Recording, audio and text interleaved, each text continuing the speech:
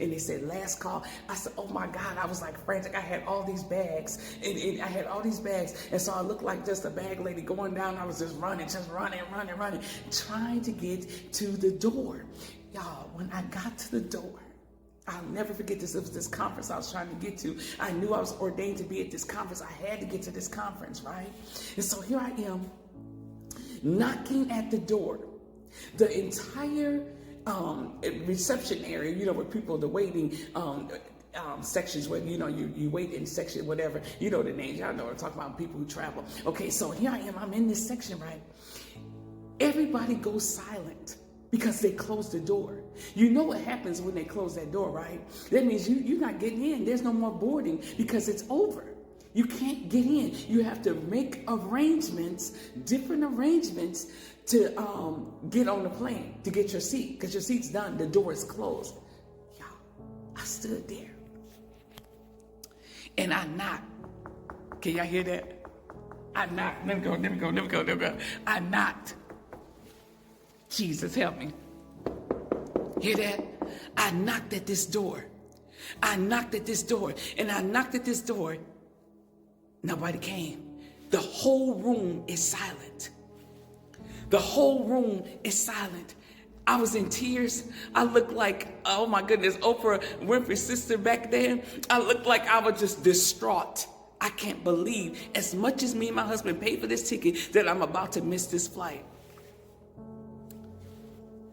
I'm about to get messed up now.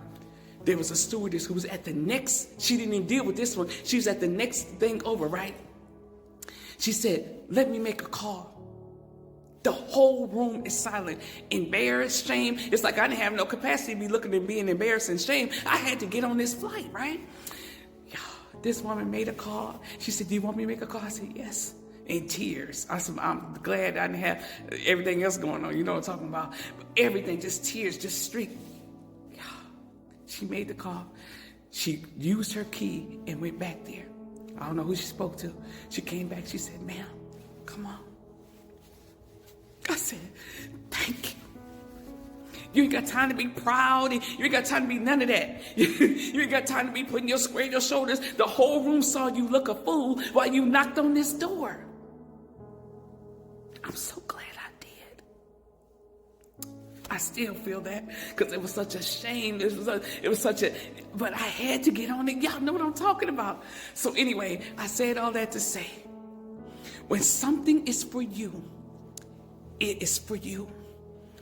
I don't care how I was looking. I don't care how I was believing. It may look crazy to somebody else. It even look crazy to me when I look at it now. But I didn't care. I stood there and I stood in faith.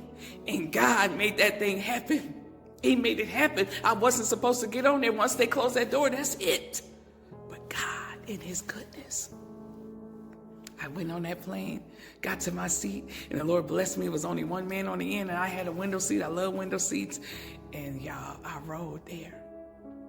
The next part was like how I'm going to eat, but God in his goodness.